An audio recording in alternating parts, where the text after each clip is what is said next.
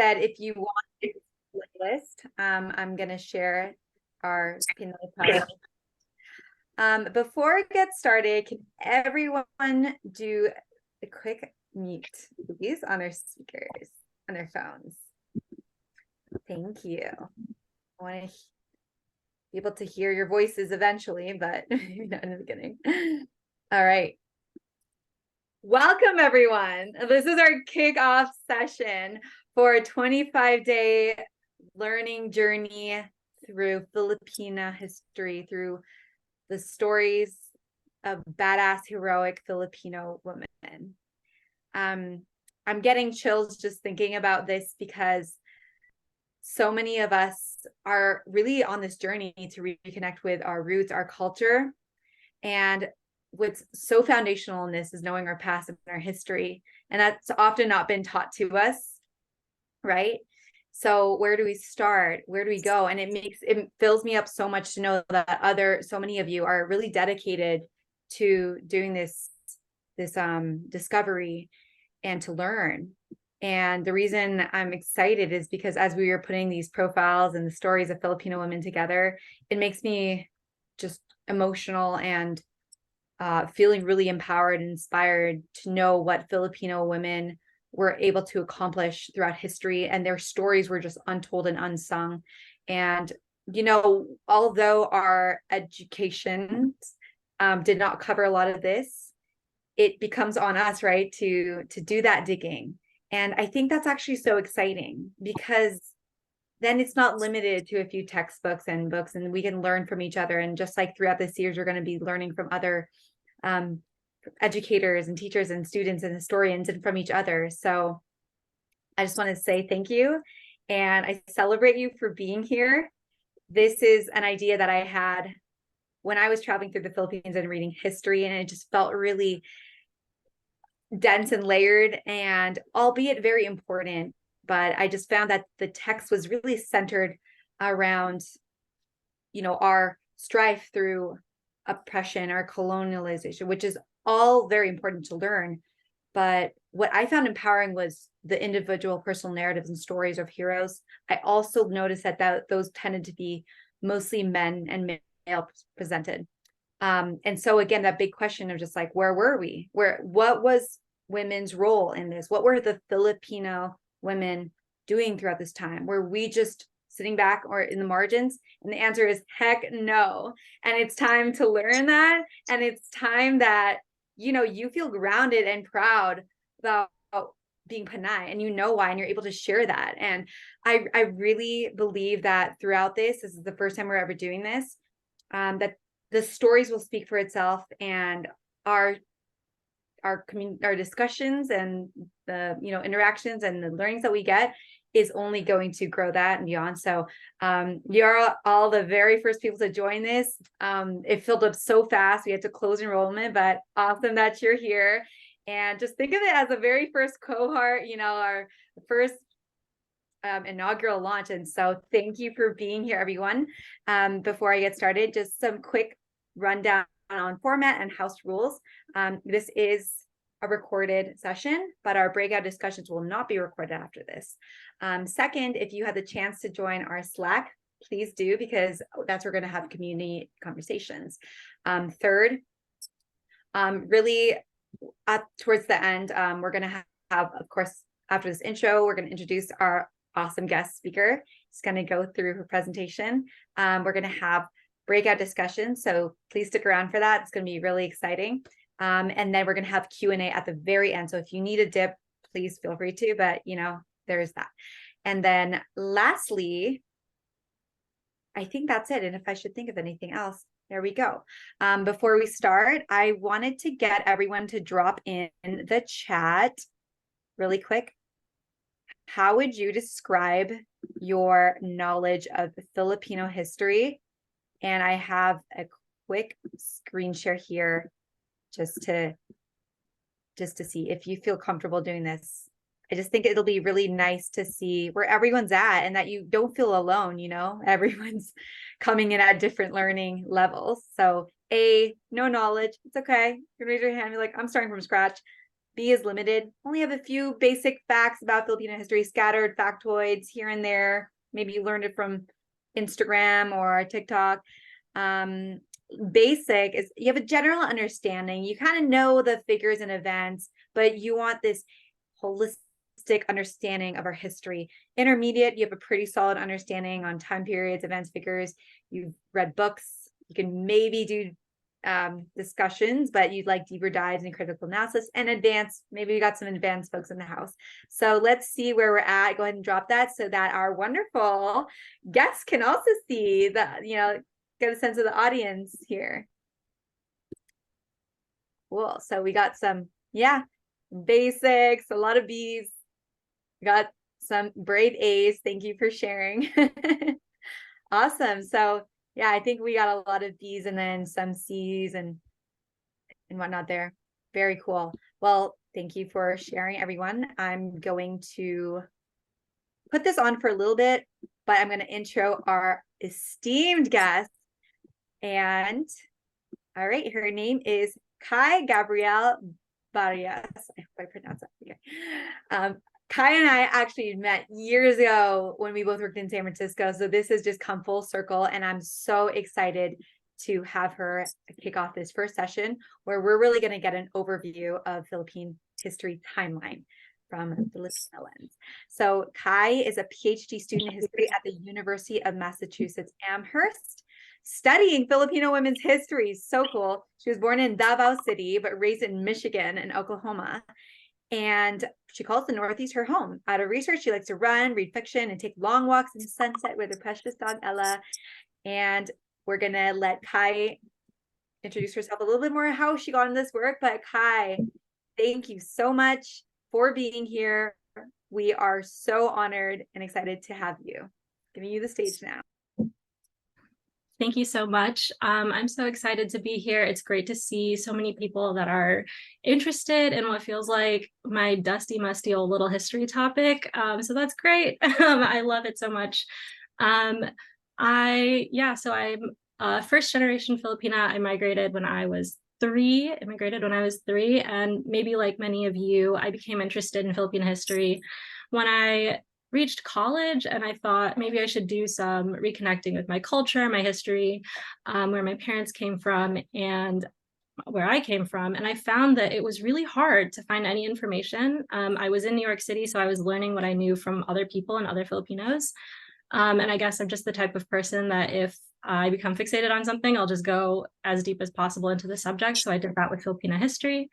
I also feel like to some extent I'm interested in Filipino women's history, and I'll explain this a little more in the talk, but because I've always felt like maybe I was a bad Filipina, like there were always these expectations and ideas and ways that Filipinas had to act that like my family or my father would impose, and I just never really understood them or followed them. And so part of what I'm interested in is where these expectations and ideas for this sort of like Filipino woman came from as well. And lastly, my grandmother was this very big feminist involved in all the movements, super inspired by her and her work. So all these things kind of pushed me to where I am now. And I'm really, really excited and also intimidated to share it all with you because there's just so much. And I'll do as much as I can, but I also ask for some of your grace and understanding if some things, move too quickly or, whatever. So I'll go ahead and share my screen and just get into it so we don't go too far over time. Okay, and then if anything, you can't hear me, just interrupt. I can't really see most of my Zoom. So the title of my talk today is based on William Henry Scott's article of the same title, and he's a historian of the 16th century in the Philippines. I thought this was an appropriate title because this article discusses how highland and lowland peoples in and around the Cordillera region, which is in Luzon, the northern island of the Philippines, how they came to be categorized as cultural minorities and majorities as a result of Spanish conquest. So this relationship became politically divided, where once it was just decentralized, people had their own thing, as a result of their varied interactions with the Spanish. And I like the analogy that Scott uses for the kaleidoscope, because when I went to study the Philippines, that's kind of what I found. There are all these sort of disparate peoples and experiences, and kaleidoscopic is the best way that I can also describe the history of the Philippines. And I like the way that Scott writes about it. He writes that the kaleidoscope was not produced in the Garden of Eden by divine plan, but right here in the archipelago by the colonial experience of a whole people. So this talk is going to be about a lot of different peoples, places, and times. But what kind of brings everybody together to the point that we're at today is this experience of colonialism. And my first point that I think would be a great takeaway is that just because we're telling a story about colonialism, a history about colonialism, it's not meant to disempower anybody or take away agency of historical actors over time. Because a lot of what we study in terms of colonial history is how they've resisted, subverted, and pushed towards revolution. So it should be really exciting and fun. Scott's work is awesome, but he doesn't talk about gender at all. So today, anyway, is my take, where I focus a lot more on women. And this is a Filipino historian, looks into the Philippine kaleidoscope. I will do two sections. The first section is the who, what, when, where, and why of history. I kind of, in preparation for this, assumed that there were a lot of folks that didn't have a lot of experience with this subject. So I wanted to take it down to the basics so that we're all starting on the same page. That'll be the first 3 points here on the table of contents. And then the second section, where we'll spend most of our time, is on the actual timeline, the nitty-gritty details. I will be sharing a PDF of this afterwards, so don't worry about getting every single date. I'm going to try to talk at the level of themes and ideas, and hopefully over the next 25 days, you can plug in details from the women that you learn about, dates and events that they're connected to these timelines. And then at the very end, I'll leave you with a few suggestions for further reading, but I'm always happy to talk about more specific reading, subjects, anything that came up or that didn't come up that you want to know about. So getting into the overview, another sort of reason why I wanted to start off with these basics is because if you do go off to study on your own, like pick up some books and try to learn history and teach yourself, a lot of that work will have been done by academic historians. And there's a very particular process and way that academic historians work. And I just thought it would be helpful to pull the curtain back a little bit for all of you. Okay, so when we talk about the history of the Philippines, we're talking about the history of 7,641 different islands, of peoples that speak 187 different languages and dialects, some of which are not still spoken today, and 14 to 17 million people today that are identify as indigenous peoples. So the point is that this is really complicated and dense topic in itself, and that there is no one national history or one narrative that will really fully justify everybody's or highlight everybody's perspectives in a way that is justified. So I wanted to focus the direction of this talk on one perspective. Like Crystal said, when we read national histories, we often notice that women are left out, working class women are left out, peasant women are left out. We almost always hear about a very small group of people driving sort of history in the Philippines. This is a photo that I thought was really nice, and I'll refer back to it in the next slide. So part of the reason why some stories are prioritized and told and some are not is based on the limits of how we know what we know. So the complexities of power and politics and colonialism, all of these structural forces that you could think of and know about have shaped the historical record to this point. So for example, when we think about history or the process of writing history, we think about somebody going into a library, an archive, and accessing primary source documents. These typically are written pieces of material that are like legal materials. Personal ephemera tends to be letters or diaries. The problem with this sort of approach is that it really limits whose voices we hear from. Not everybody was literate at all points in time. Not everybody had access to the materials. Not everybody was deemed in their context powerful enough or important enough for their stories to be preserved. So the traditional approach, the documentary approach, is very limiting, especially if we want to look at, for example, women that were not allowed to receive a formal education until very, very recently in Philippine history.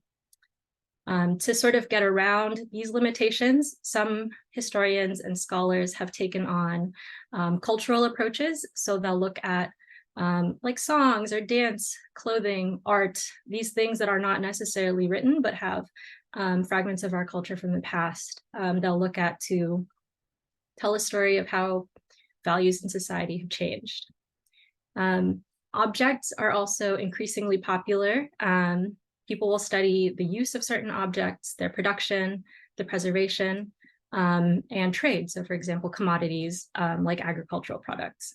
Textiles, like what the women in this previous slide are working on, is also another avenue through which people have told stories about the past.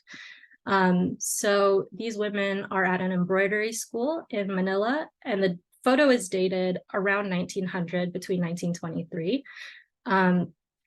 We don't know, I mean, I personally don't know the story of every single one of these women, but looking at their work, we can kind of understand what women were doing at the time. Maybe we can guess the age based on their faces and their class status based on their dress. So by looking at things a little bit more creatively like this, then we can start to tell more diverse stories and histories.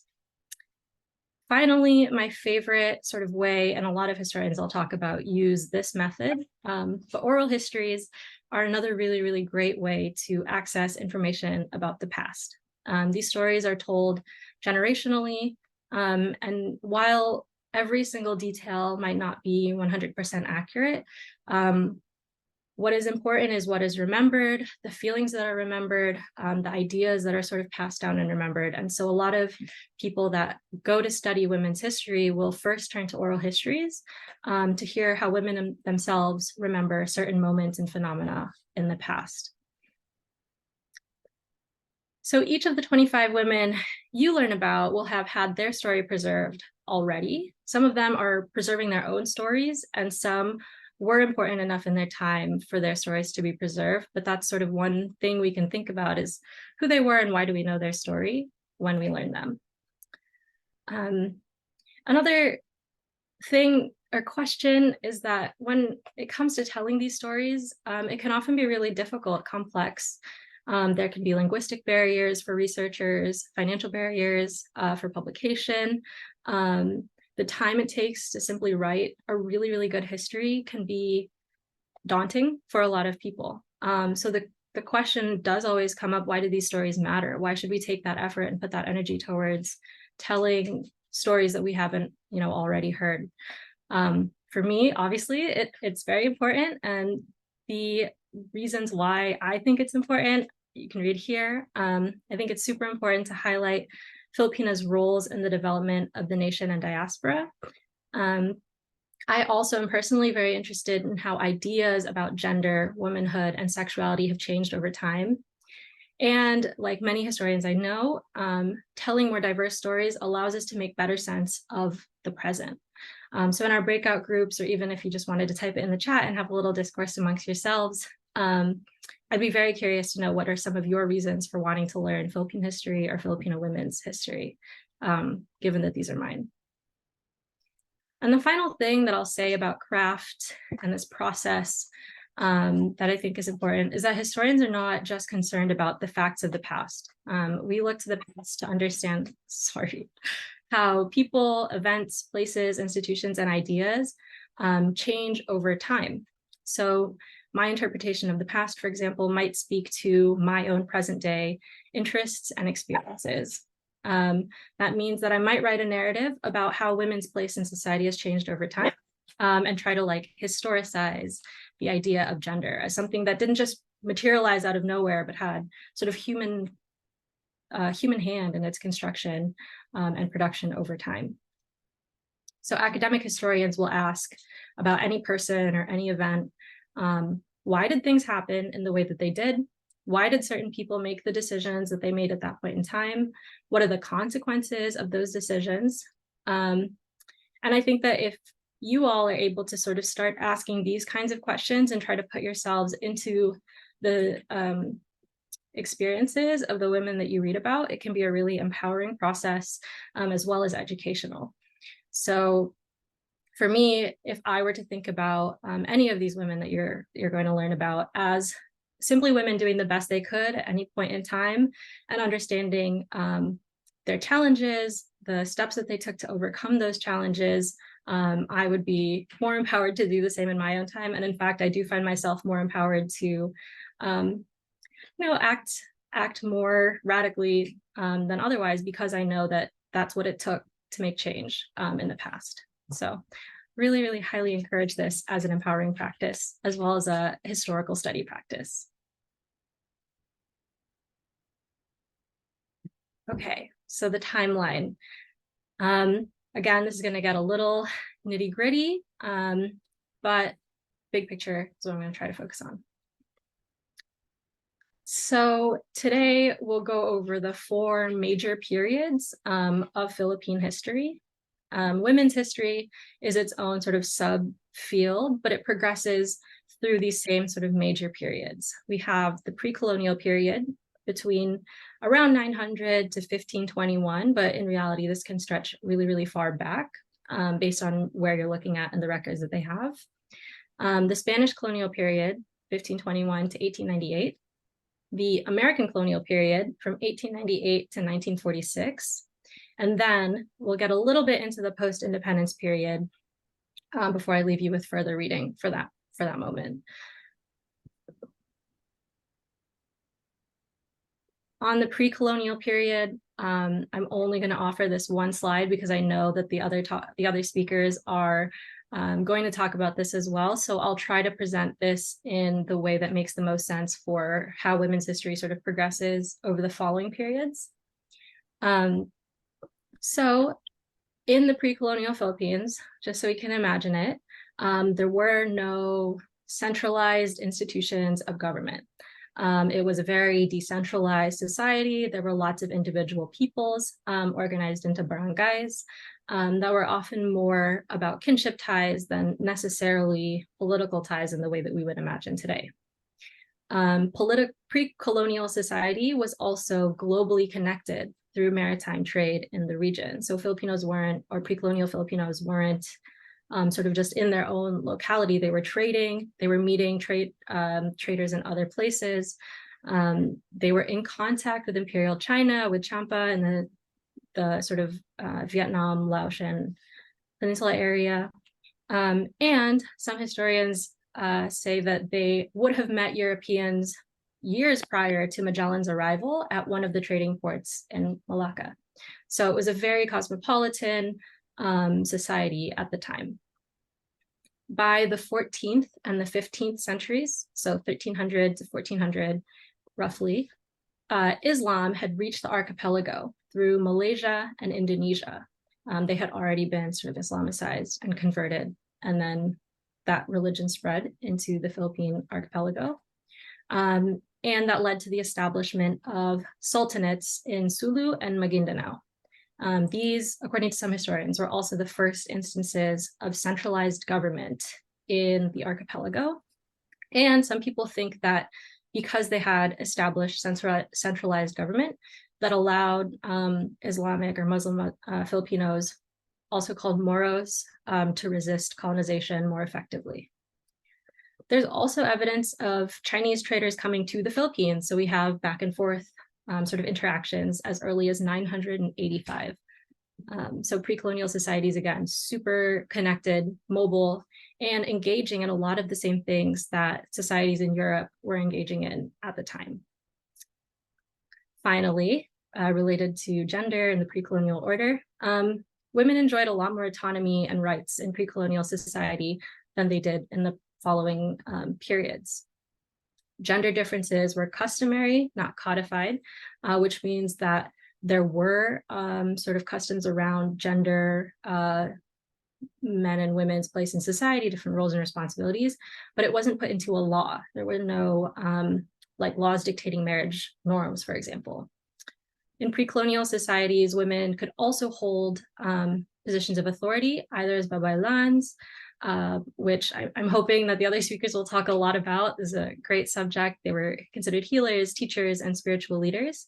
And also gender fluid people could be in this position. So there was a little bit more flexibility around power and gender in pre-colonial societies.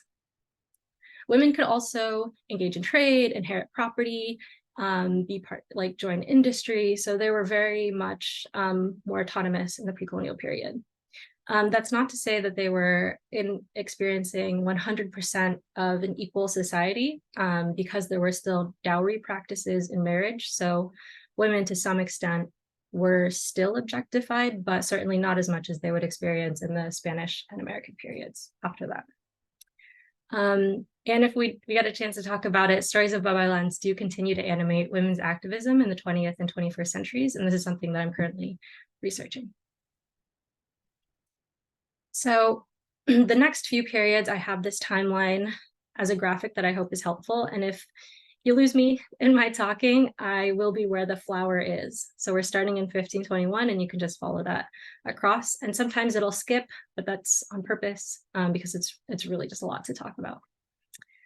So in 1521, Magellan lands in Mactan, and we sort of kick off what is known as the Spanish colonial period. It's not until a couple decades later that the Spanish formally establish like cities and ports and this colonial infrastructure, but that is sort of the starting point of Spanish colonial interactions in the archipelago. This was still a global period through the Spanish colonial period. So you'll see with the Manila trade, this was a ship. The Manila galleon was a giant ship, and it would sail between Manila and Acapulco during much of this period, and it would allow the circulation of commodities globally. So this included Chinese silk, silver from the Americas, often mined in Spanish colonies in the Americas. Very, very crazy history there. Food, spices, and also people. There are some historians of Asian American studies that say that the first Filipinos that were able to sort of move to the Americas jumped off of the galleons in Mexico and stayed there. So this was sort of another way that global trade and interaction was facilitated. Jumping way ahead, in 1611, we see the foundation of the University of Santo Tomas. This was the first educational institution and the oldest university, still exists in the Philippines. So through this 1500 to 1611, the Spanish are beginning to establish places of their authority. So they found a city, they start educational institutions, missions are set up for Catholic conversion. During this time, with respect to gender, scholars will often remark on the changes that women experienced during this period. So for example, with the foundation of the University of Santo Tomas, this was the center of education in the colony. This was the first and only licensed institution for a while, or approved institution for a while.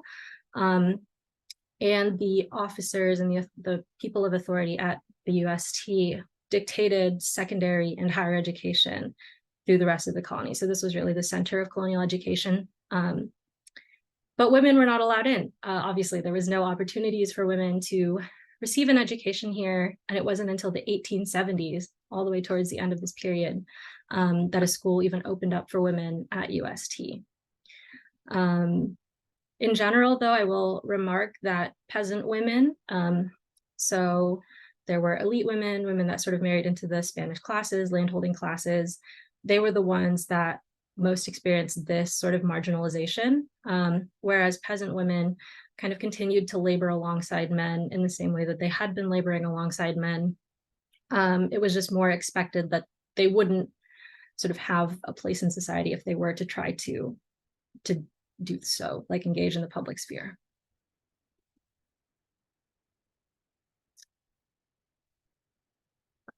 The spread of Catholicism and Spanish influence, despite all these things being established, was also pretty uneven throughout this time. So, excuse me. in general, nowhere was totally untouched by colonization, but there were some places where it was more of a relation to the Spanish rather than like complete conversion and conquest and colonial domination. So one of these examples is in Mindanao. For people that don't have a good sense or a strong sense of Philippine history, people will often refer to Lumad peoples and who are indigenous Filipinos in Mindanao, and the Moros, who are Muslim Filipinos in Mindanao, as these sort of untouched by colonialism, people that have really successfully resisted colonialism. And that's true. They've been able to maintain a lot of their own indigenous languages and cultures and sort of life ways. But there's been some really interesting research that shows that despite their successful resistance, there were still moments of interaction. So there was this sort of touch of colonialism there. And the Caraga Revolt, I think, is a great example that you might not see in a lot of general histories. But the nutshell of this revolt is that in Mindanao, they had established a mission called the Recolecto Mission. And in 1631, there was a revolt initiated by Lumad peoples called the Caraga, and they massacred priests, they slaughtered Spanish colonial officials, even some of the young sort of like boys that would help them in and around their missions. And this was led by datus or powerful men within these sort of Lumad societies of the time. What I think is really interesting about this and why I put it on this timeline is, one, that it is a Lumad-led revolt. It shows colonialism in Mindanao because the revolt in Spanish archives describes it as treason or a betrayal of friendship or a betrayal by fellow Christians. So that kind of gives us an idea of how closely Lumad peoples and the missionaries were interacting. But in this revolt, there was also a woman who was involved.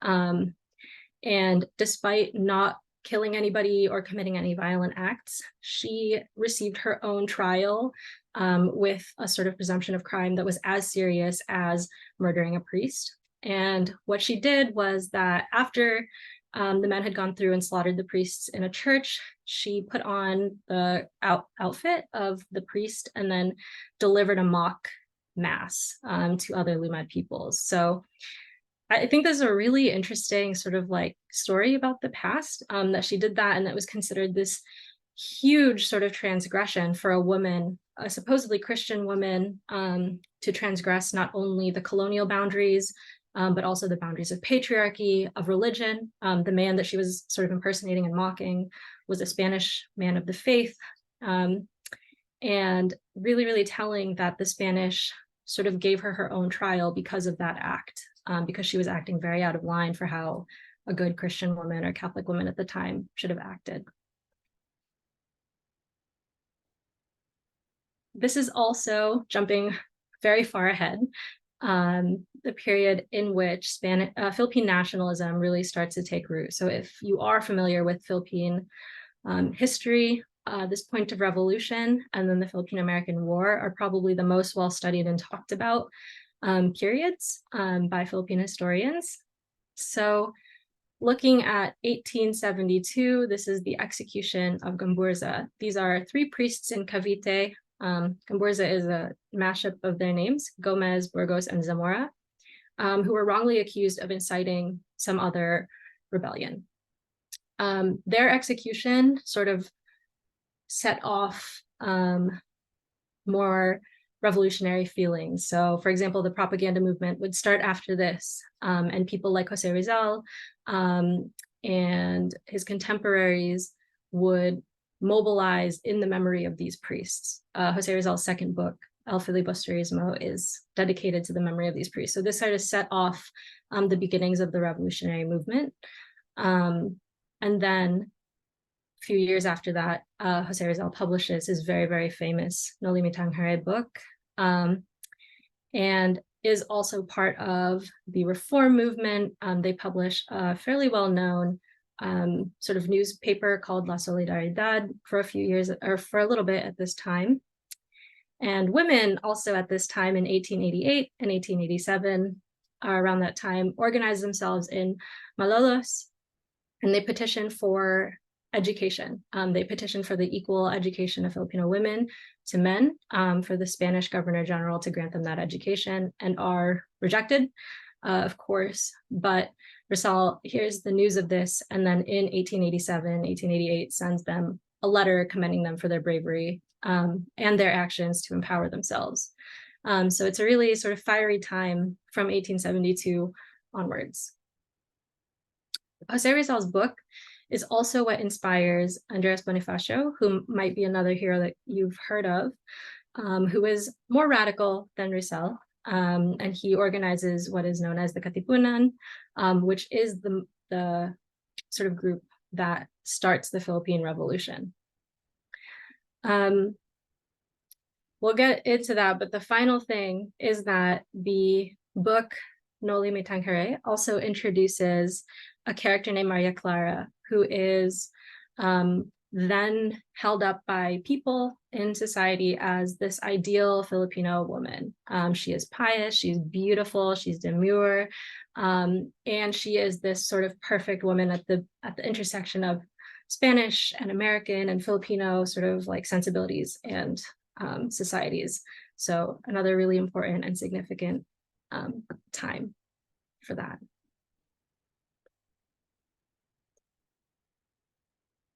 Okay, so the last thing I guess I'll say on this on 96 is that this is when the Filipinos, as well as Cubans and Puerto Ricans, all lead their own respective revolutions against the Spanish. This gets absorbed into the Spanish-American War in 1898 and then is resolved by then.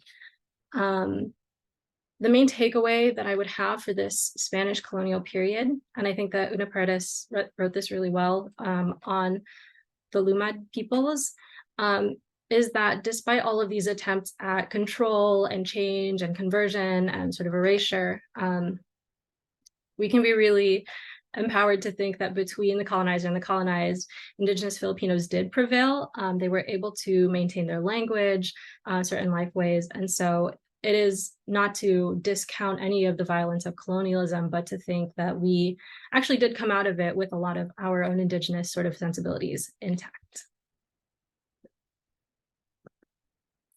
Okay, the American colonial period, also very juicy. Between 1898 and 1902, Americans and Filipinos are involved in two wars. First is the Spanish-American War. That's when Spain gives America the Philippines. And as America is deciding, do they want to keep the Philippines or not, that's when Filipinos start to fight back against the Americans. While the Americans are deliberating about keeping the islands, the Filipinos had declared independence on their own. And it's not being recognized at the time. So following the war, there is sort of fighting after this time is after the treaty and peace is declared in 1902, but this also starts the establishment of American colonial government throughout the Philippines. One thing that I wanted to note based on some of the women that you'll be learning about is that the Philippine-American War is sometimes called the insurrection, the Philippine insurrection. And the Filipinos used guerrilla warfare, but Americans talked about guerrilla warfare in terms that were very negative to make judgments about civilization and savagery and backwardsness. So the whole narrative of insurrection and guerrilla warfare really propped up the American argument that Filipinos were in need of civilizing and saving. Another interesting fact about this war is that historians of the war in Vietnam in the 1970s will occasionally refer back to the Philippine-American War as sort of the starting point of American imperialism, and a lot of the same tactics and ideas, including the term gugu, which was used against Philippine combatants, we see these emerge in Vietnam as well. So there are these really interesting temporal connections that start with the Philippine-American War.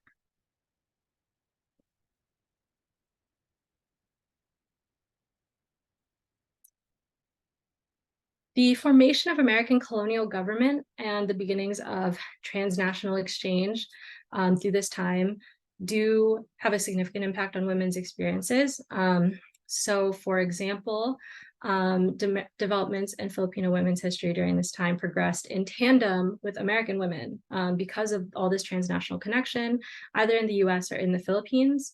We see the transformation of both American and Filipino women's ideas about womanhood and gender changing sort of in response to one another.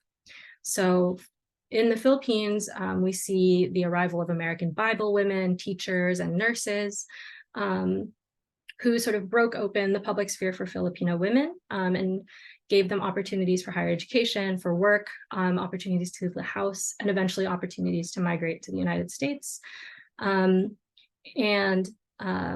At the same time, American women are constantly defining themselves against Filipinas. And so they have to have this sort of back and forth to show that either American women are more civilized or Filipinos are backwards. And so there's a lot of really interesting tension during this time period.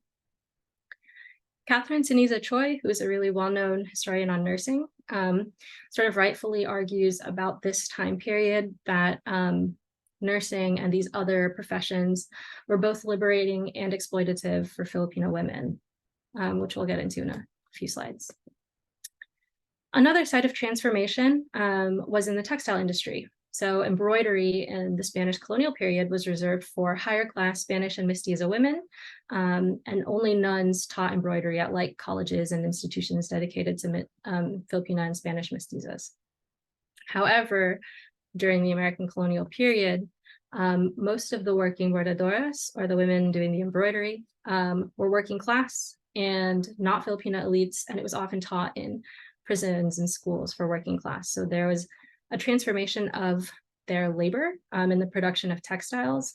And Genevieve Lutario, who wrote a book about this recently, writes that the shift from the Spanish to the US colonial regime irrecoverably changed the image and the labor of the bordadora from a symbol of ideal femininity, refinement, and domesticity to that of a productive, dexterous, and disposable brown laborer. So another very significant shift that's happening at this time.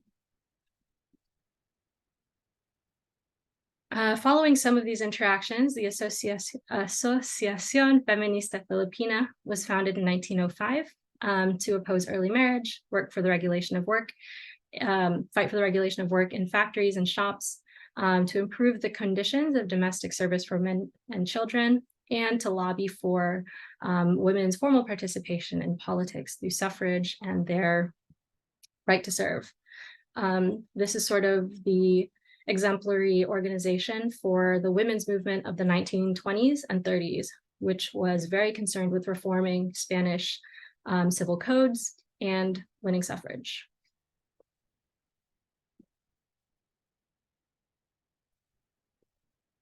In 1907, American women nurses advocated for the opening of nursing schools in the Philippines because they thought that educating and training Filipino women would lead to the uplift of the rest of Filipino civilization. So there was sort of this colonial undertone, but Filipino women found this to be a great opportunity for their own mobility.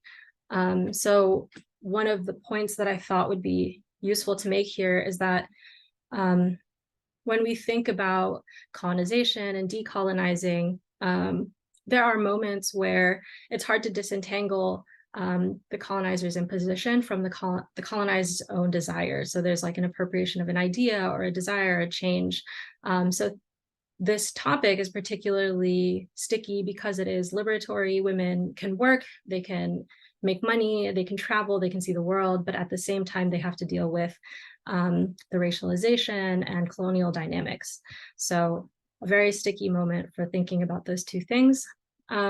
And also begins another moment of talking about how Filipino women should or should not act. So to some, the Filipino nurses and these highly educated Filipino women are embodying Westernization too much, or they're being too loose and are being now contrasted to the figure of the Maria Clara as a result of these different opportunities that they're taking up. In the 1920s, we see the popularization of the terno, which is the big sleeved dress that I think we might all be familiar with. I should have put a picture here. But the decade of the 20s, following World War I and following the move towards Filipinization, sees a real increase in, again, Filipino nationalism as people are clamoring to prove that they can self-govern, that they are civilized, well-educated, cosmopolitan. The terno was one way that women proved their own civilization and their sort of wealth and properness and upbringing to others visually. So this became a really important symbol for especially upper class Filipino women during the 1920s.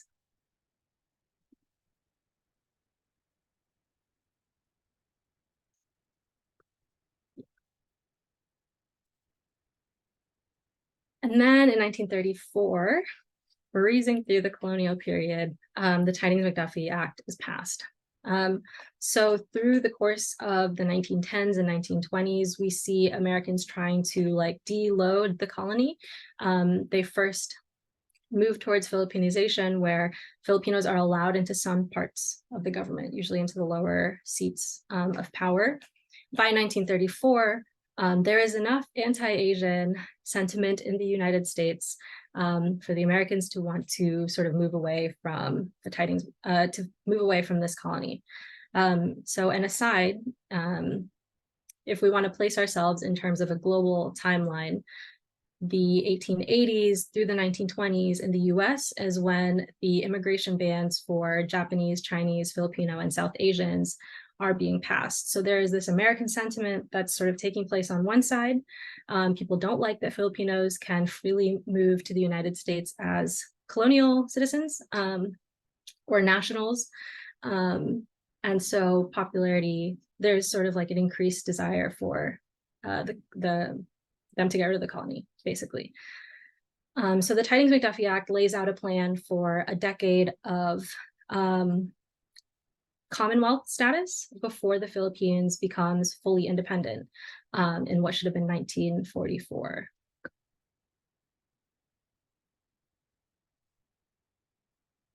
That brings us to this final period that I'll discuss, which is the mid to late 20th century, or sort of like contemporary moment.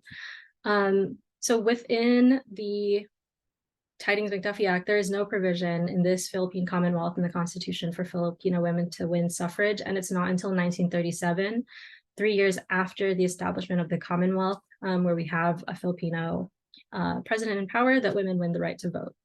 Unfortunately, around this time, this is also when the Japanese begin to expand through Asia under this sort of guise of Asia for Asians.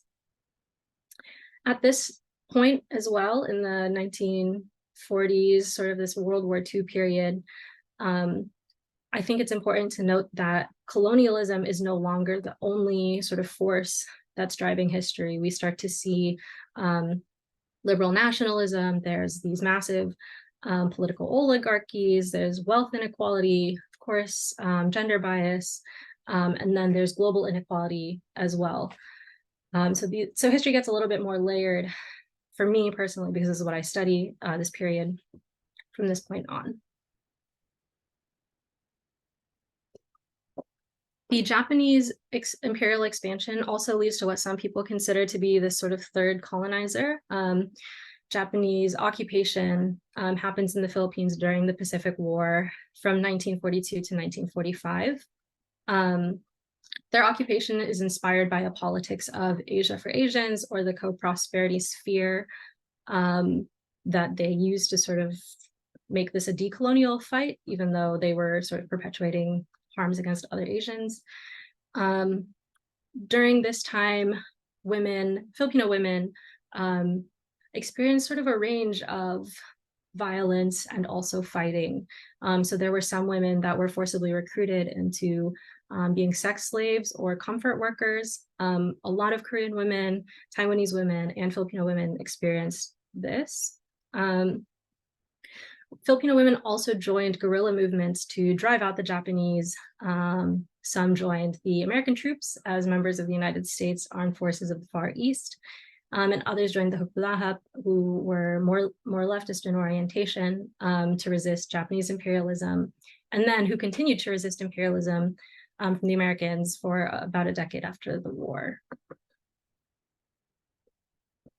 In 46, we see the war end in 45, and then we get Philippine independence finally in 1946. However, among the first of the US foreign policies of the Cold War is this Philippine military bases agreement. So there are historians that are starting to recognize that the start of the Cold War can actually be traced to these Philippine sort of policies. The military bases agreement, which gave the United States a 99-year lease on bases in the Philippines, was a sort of blatant reconfiguration of the imperial dynamic between colonization and then independence. This becomes a stickier topic in the 1990s, and also in the present day, where we see these like really violent gender dynamics between Filipinos and servicemen, Filipino women and American servicemen. In 1965, the United States passes the 1965 Immigration Act that removes previous immigration bans against Asian immigrants, and inspires a new surge of migration from the Philippines to the United States. This includes nurses, workers, there's family reunification, and this trend of labor migration is what the president, then dictator, Ferdinand Marcos, capitalizes on when he sort of encourages and uses government to encourage overseas Filipino labor that is often very gendered. A lot of people will call the labor of Filipino women care economy because of their role as nurses or domestic workers as they go abroad, entertainers as well. So these highly gendered forms of migration sort of like come from the Philippines, from Filipino women.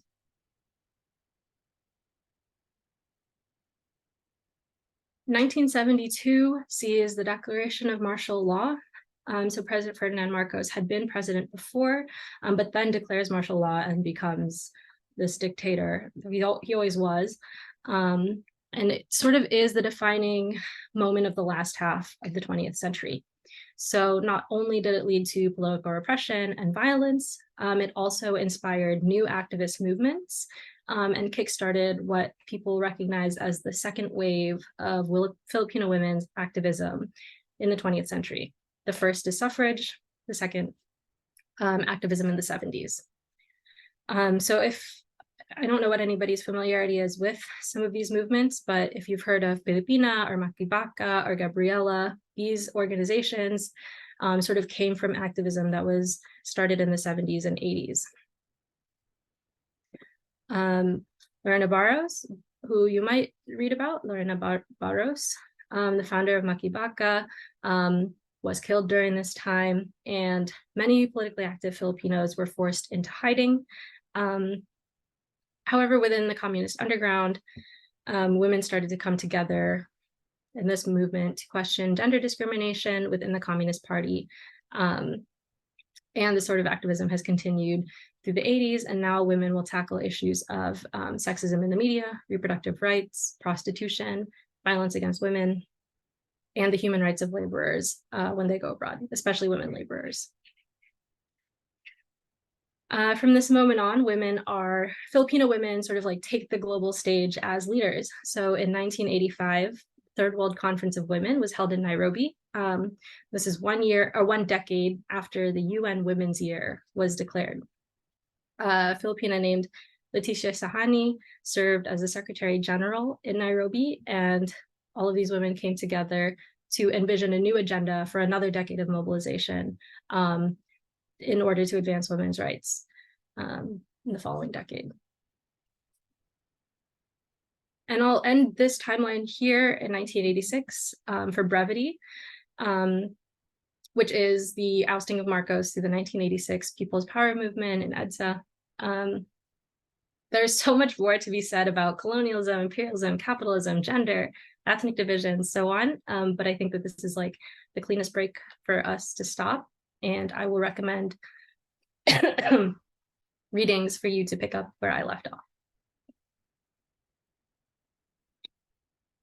This book, sorry, Women's Movements in the Filipina, starts exactly at 1986, so you can start there, as well as Empire of Care and Amazons of the Huck Rebellion. Sorry. Vina Lanzona's Amazons of the Huck Rebellion is my favorite history book, and she's one of my advisors as well. And she did 100 oral histories with women to record their experiences in the rebellion. So it's really amazing if you can pick it up and read it. These are some of my references, and yeah, thanks. Thank you. Oh my goodness. Just an amazing comprehensive review. That was a huge undertaking. So thank you for walking that through with us, and putting your lens and your critical analysis throughout it. I think that it would be so important, just to kick off this whole 25 days with all of that. And I just want to say thank you, right? For sure, a crash course and a beautiful presentation. I don't know if you saw the chat over here, but everyone was kind of, you know, complimenting the design and your aesthetics. Thank you for that. I wanted to let everyone know, even though we're closing around the hour, I wanted to make sure that there was chance for just quick breakout discussions, because I think this is the part where you know, everyone can really bond and share their thoughts with each other and why they're here. Cai is going to be kind of floating around these, so I'm going to split everyone up in breakout rooms. We're going to give everyone about like maybe the 10 minutes to talk, and then close out together at the end. If you have any questions, we'll just let you email them to Cai, because yeah, just for time and stuff. But I'll assign out now some breakout groups of 4, or yeah. And everyone, please go ahead and introduce yourselves really quick and share why you joined this journey and what you're hoping to take away. And if anyone has to leave, please join our Slack channel and make sure to sign the agreement for our community, which just says this is a private group. Our content and confidentiality is all very appreciated. But let's break out into our groups now.